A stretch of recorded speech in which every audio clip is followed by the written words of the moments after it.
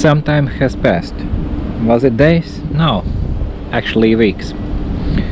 I'm not saying I was doing a full-time boat restoration by the time, but still some time was spent, and basically I'm finally nearing the end of needle scaling cabin roof. So basically here is what we still have left, and already I have started to verify some painting options for cabin. Of course, this time I did not remove windows because it will need rubber replacement after that, and I still have not got spare ones, so basically it's a quick fix for a moment actually. Regards other things, what can I say? Today it's gonna be interesting day because actually it will be time to demolish something, and to demolish something it's gonna be a roof. The roof has been waiting for demolishment, I would say, already quite some time already, because all of the structure here is completely gone and rotten. It's no wood, it's just remains of what used to be wood some time ago, and it all has to be disassembled to see what parts I need, and then it will be assembled back again. It will take some time, but at least it's a progress.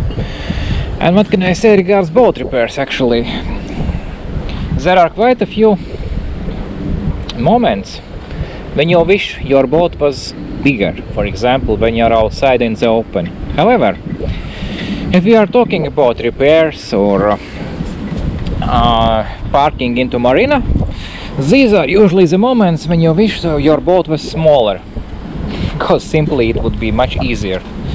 And it's the same here, because actually you start to do something and it takes lots of time, and you still have not accomplished even a part of what you thought you would do that day. But well, with time and patience, I would say anything can be done. And actually I don't know why there is so much and so thick steel used, because actually it's a 4mm steel for a cabin roof, so I would say it's a little bit over the limit. So the boat is actually extremely heavy. It weighs around 14 tons. So for 40 feet boat, it's quite a big weight, I would say actually. And okay, let's see how it will go with demolishing the roof.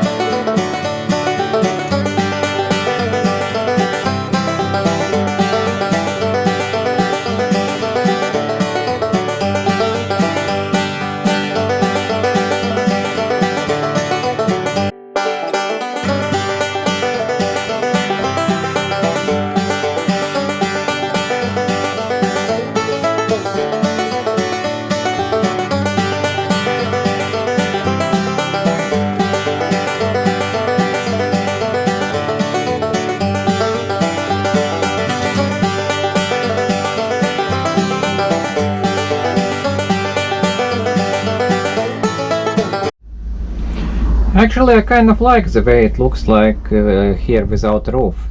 It's sunnier, it's brighter, but something tells me I will not be enjoying it as much on a cold winter day, so it means the roof will be going back sooner or later. But yes, since it's a sliding roof, it means it will be possible to open it like this on a nice summer day. The most important thing is to make it really sliding rather than previous one which was simply stuck in the rails. Part of the sliding roof rails actually are heavily corroded. I'm not sure if there is still some metal left or not, but we will see in the process. Meanwhile, it's time to remove the rails. So, the moment of truth, and it's time for my trusty needle scaler. Let's see how much metal is left here.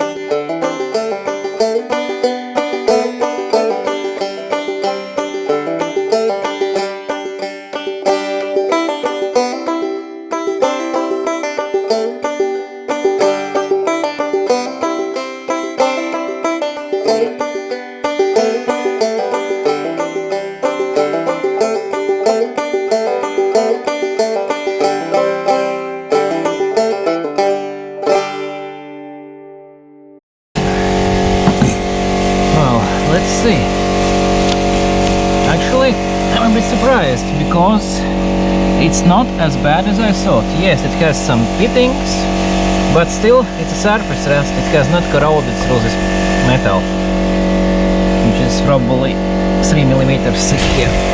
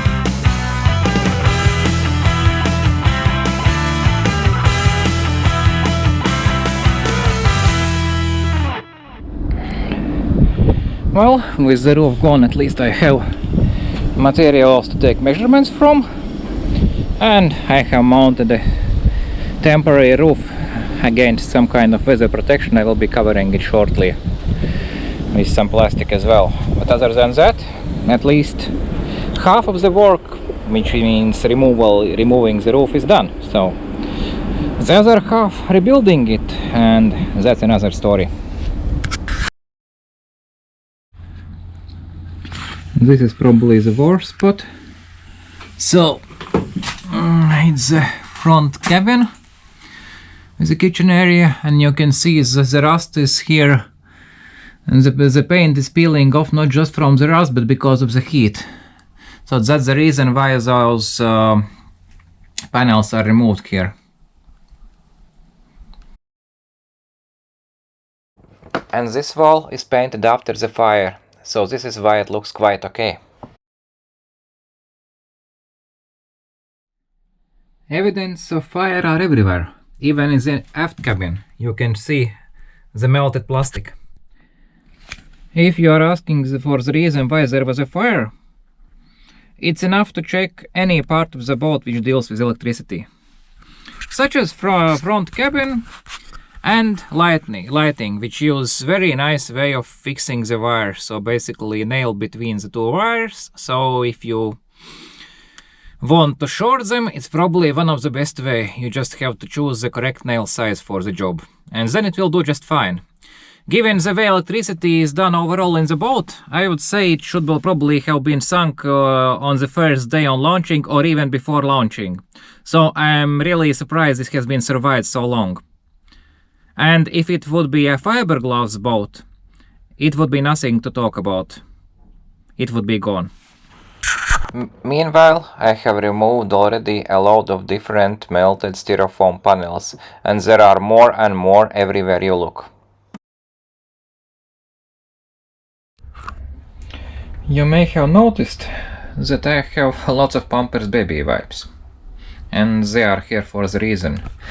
Actually, I found them to be very effective in cleaning, especially some very hard to clean spots, such as here.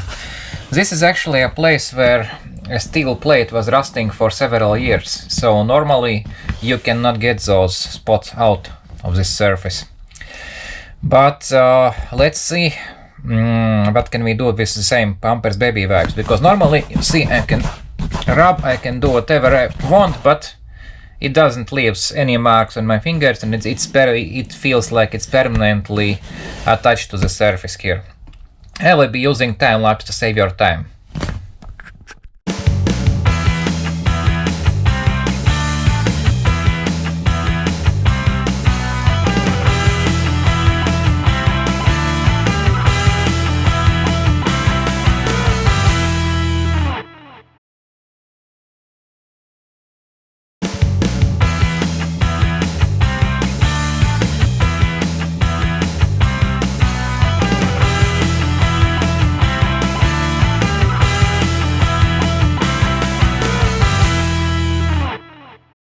Usually, when you are buying a boat, especially an old one, there are different things which are accumulated inside it. However, this was not the case, so all the hardware was either broken or had been removed due to fire.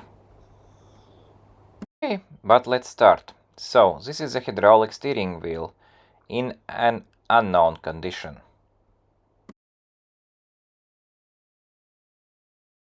A mercurizer heat exchanger for the engine, which has never been used on this boat because it was freshwater cooled. A Quicksilver diesel fuel filter. I might have use for this one. Eberspacher Hydronics central heating system. Unfortunately, it's missing its controller. An unidentified water pump, which apparently has been very close to the fire. A diaphragm pump for the drinking water, which shows no signs of life. A boat thruster, which may or may not work depending on the luck. An unidentified pump inside boat thruster compartment. Electric International battery charger. Not sure if I would trust this one after fire.